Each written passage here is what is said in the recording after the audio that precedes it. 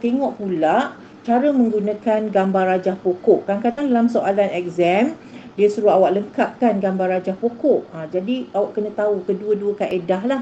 Okey, soalan dia berbunyi, sebuah beg mengandungi 5 biji guli merah. So, highlightkan mana-mana angka yang penting supaya kita boleh fokus lah. Kat sini ada 5 guli merah. Ni dalam satu beg ya.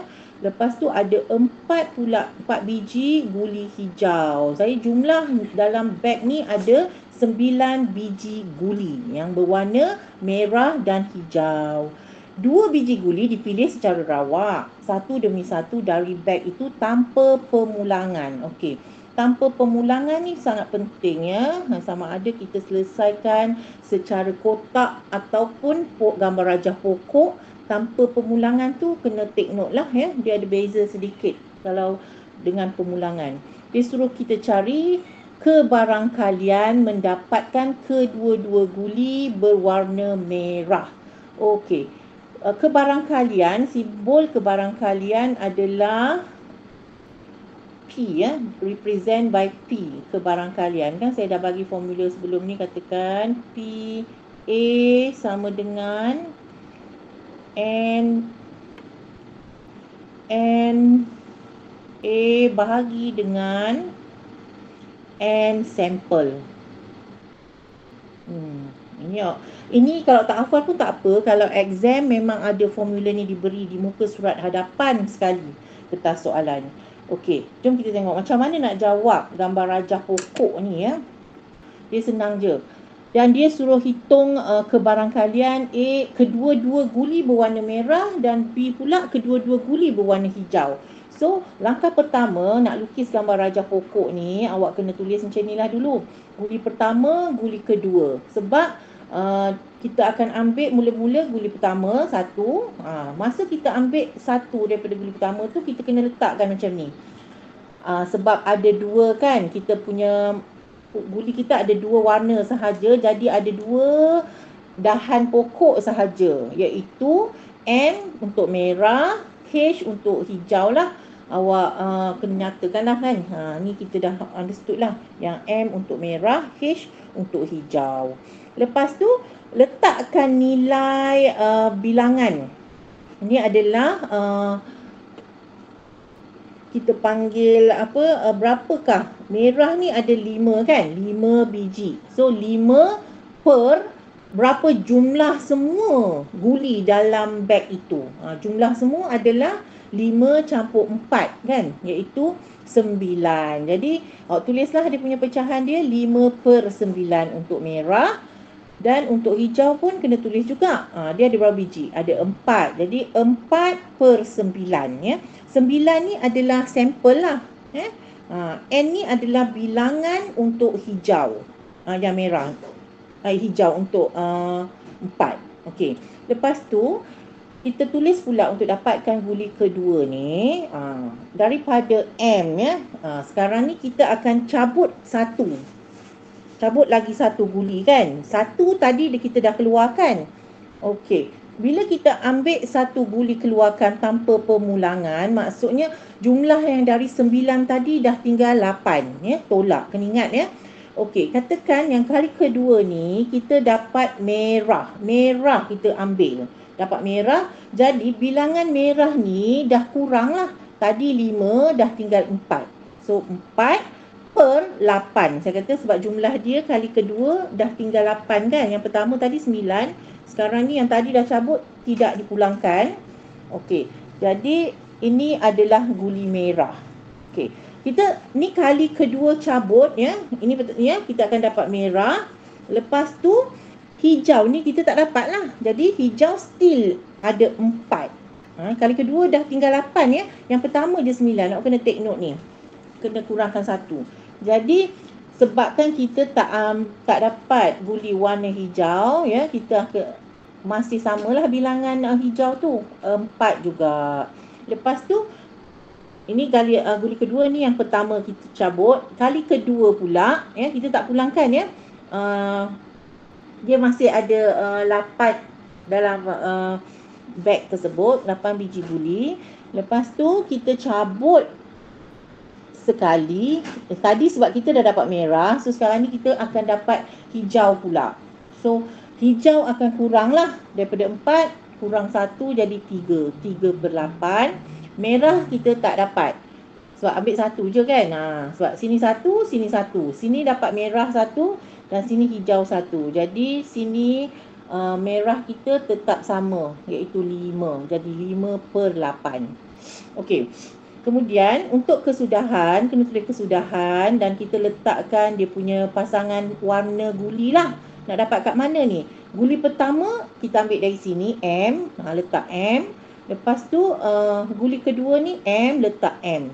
Kemudian tengok kesudahan yang row kedua pula, yang ini guli pertama dapat M, tulis M. Lepas tu guli kedua H, letak H. Seterusnya samalah, ini HM, jadi kesudahan dia adalah HM. Yang ini HH, HH. Okey, dah siap dah gambar rajah pokok ni, barulah kita boleh jawab untuk dapatkan kebarangkalian. P adalah untuk kebarangkalian kan. Okey, P kebarangkalian untuk kedua-dua berwarna merah, maksudnya kesudahan ni kena M dua-dua. Kena dua-dua M. Jadi bila kita tengok kat sini je M yang dua-dua, so dia punya kebarangkaliannya kita kena ambil kebarangkalian di guli yang pertama darab dengan guli yang kedua. Jadi 5/9 darab 4/8, awak dapatlah 5/18. So ini adalah untuk kedua-dua guli yang sama. Baru kita boleh guna kaedah pendarapan ini ya. Kalau berbeza kita tak boleh guna. B pula guli berwarna hijau. So kita tengoklah kesudahan yang dua-duanya H kan kat sini. Jadi kalau kedua-duanya kita kena darabkan kedua-dua kebarangkalian untuk hijau tu. Jadi yang pertama 4/9. Kita tulislah 4/9 darab dengan 3/8. 3/8 so dapat 1/8.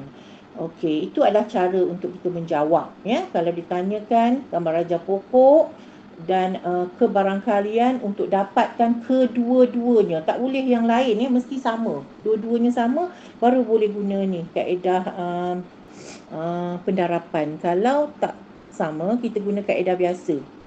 Ya, kita senaraikan dia punya set untuk NA, lepas tu kita bahagikan guna formula ni. Dengan bilang N bagi sampel. Okey. Seterusnya, saya nak tunjukkan pula 9C. Lengkapkan rajah pokok dan selesaikan setiap yang berikut. Ni gambar rajah pokok juga, cuma ada sedikit perbezaan. Nanti kita tengok apa beza dia. Untuk contoh yang pertama ni, soalan kata hitungkan sebuah kotak mengandungi 7 biji guli. Okey. Soalan ni semua pakai guli je hari ni Lepas ni boleh pergi main guli kalau dah habis latihan lah. Okey. Jadi ada 7 biji guli. 7 biji guli warna hijau, kemudian 5 biji guli warna kuning. Jumlahnya adalah 12 ya. Berada dalam sebuah kotak. 2 biji guli dipilih secara rawak dari kotak tersebut, satu demi satu tanpa pemulangan. Ni tanpa pemulangan ni, guli kedua tu nanti akan kurang 1 jumlah dia. Okey. Hitung kebarangkalian bahawa kedua-dua guli yang dipilih mempunyai warna yang sama. Okey. So kita langkah pertama macam tadilah, kita buatkan gambar rajah pokok dulu sebab dia suruh buat jawab guna gambar rajah pokok. Tulis guli pertama. Kita ada 2, hijau dan kuning.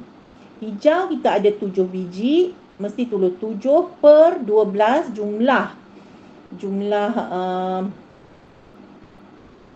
sampel kita 12, dan kuning kita ada 5 biji ya. Jadi 5/12. Lepas tu untuk kali kedua kita akan ambil sebiji dan kita akan ambil yang warna hijau dulu. Kuranglah ya, ini mesti kurangkan 1 lah sebab kita dah ambil hijau 1 keluar. Jadi 7 / 1 tinggal 6 dan jumlah bawah ni sampel tu pun berkurang 11. Untuk kali kedua ni 11 ya. Guli pertama 12, guli kedua kurang 1 sampel dia. Okey. Dah lepas tu untuk berwarna, untuk K ataupun kuning ni kita tak dapat. Kita mesti dapat 2 tu, maknanya daripada H1, lepas tu yang kuning kat bawah ni. Jadi macam tadi ya. Jadi yang ini adalah samalah, nilai kuning bilangannya 5/11. Lepas tu cabutan kali kedua, hijau kita tak dapat lah, kita tulis nilai yang sama 7, tapi kuning dah kurang 1 sebab kita dah dapat kuning. Kat sini kuning kita dapat, jadi tinggal 4/11. Lepas tu senaraikanlah kesudahan macam yang kita buat tadi. Okey, bezanya dekat sini untuk dapatkan kebarangkalian dua-dua guli yang sama warna sekarang ni. Sama warna adalah HH, dia boleh jadi juga KK. Okey, beza kat sini ada 2 dah sekarang ni. Jadi disebabkan dia ada 2, maka kita kena campur kedua-dua kebarangkalian dia. Cari kebarangkalian iaitu PHH campur dengan PKK. So kita dah tahu untuk dapatkan kebarangkalian kedua-duanya yang sama, kita akan darabkan kan, macam contoh sebelum ni, darabkan nilai kebarangkalian dia, iaitu untuk HH, tengok HH dekat sini, jadi 7/12 ni, 7/12 darab dengan 6/11. Okey, ini dah siap dah untuk kebarangkalian H. Lepas tu untuk K pula, campurkan yang untuk KK saja di sini. KK 5/12 darab 4/11. Selesaikan dan dapatlah jawapan. Okey, kalau ada 3 set kesudahan, maka kena campurkan ketiga-tiga kebarangkalian dia. Nampak kan beza? Yang tadi contoh yang pertama, kita hanya ada 1 saja kebarangkalian. That's why kita tak ada campur lagi. Sebab hanya 1 je jenis yang sama. Okey. Kalau tengok yang seterusnya pula, contoh ni dia kata terdapat satu pertandingan nyanyian akan diadakan sempena Hari Ibu. Kebarangkalian Viyas dan Tasmin menyertai pertandingan nyanyian itu masing-masing ialah 2/7 dan 4/11. Ini dia dah bagi dalam soalan ni, dia dah bagikan kebarangkaliannya. Lagi senang lah kan. Tak payahlah kita nak susah sebab nilai kebarangkalian dia dah bagi dah ni. Ini untuk 2/7 ni kebarangkalian untuk Viyas dan 4/11 untuk Tasmin. So kita buat gambar rajah pokok dia. Untuk Viyas ni kita guna simbol V, untuk Tasmin kita guna simbol T. Okey. Tapi dia nak apa lagi ni? Hitung kebarangkalian bahawa salah seorang sahaja yang menyertai pertandingan nyanyian itu. Okey, dekat sini kita tengok dia berbeza sikit gambar rajah pokok kita, di mana kita letakkan nama Vivas ya, bukan guli ya. Sekarang ni kita letaklah, kalau ada 2 nama tu kita akan gunalah kedua-duanya. First kali pada yang pertama tu letak Vivas ya. Vivas ni dia punya kebarangkalian untuk Vivas adalah 2/7. Dia dah bagi sini kan. Lepas tu kita kena cabangkan, letak lagi satu dahan pokok ni. Yang V pelengkap, dia tulis V ya, dia tulis maknanya bukan Vivas lah. Bukan Vivas, maksud dia maknanya 5/7 lah. 7 tolak 2 dapat 5. So bukan Vivas adalah 5/7. Kemudian kita letak nama Tasmin T, dan setiap cabang ni mesti ada 2. Sebab kita ada 2 sampel je ni. Ya, 2 dahan sahaja. Kalau ada 3 kita kena buat 3. Ini contoh untuk 2. Okey. Lepas tu kita buat apa? Tasmin kita dah tahu dia punya kebarangkalian adalah 4/11. Lepas tu laki satu ni bukan Tasmin, T tanda di atas ni. Tolaklah 11 tolak 4, dia adalah 7. So 7/11. Okey, yang bawah ni pula cabang dia adalah lagi satu Tasmin juga, dan bawah ni bukan Tasmin tapi digabungkan dengan bukan Viyas ya. Yang ini jadi kita akan letak yang ini tadi kita letak je macam biasa. So sekarang ni adalah T untuk Tasmin adalah 4/11 sama, bukan Tasmin juga 7/11. Kita cuma lukiskan gambar rajah pokok je sebab ini tak ada apa-apa nilai yang berubah. Ini bukan kita nak keluarkan ke tak. Ini lain ya, ini lain bentuk soalan dia. So awak senaraikan je lah kesudahan dia sama ya. Cara nak senaraikan VT VT ni senaraikan. Okey. Lepas tu untuk dapatkan kebarangkalian salah seorang yang menyertai, kita tengok kesudahan mana yang salah seorang yang menyertai tu dia adalah seorang je. Seorang lagi tak ada kan? Mesti ada yang T pelengkap. So dengan T pelengkap ni, dan lagi satu adalah pelengkap dengan T. Kalau pelengkap ni tak ada lah kan? Tak ada orang. Yang ada adalah yang T yang tak ada pelengkap tu. Jadi kita senaraikanlah kebarangkalian dia. Sebabkan kita ada dua macam yang sebelah ni juga. Jadi kita kena jumlahkan kedua-dua kebarangkalian dia, iaitu PWT pelengkap adalah WT pelengkap ni adalah 2/7 darab dengan 7/11 campur dengan W pelengkap dan T, iaitu 5/7 darab dengan 4/11. So dapatlah jawapannya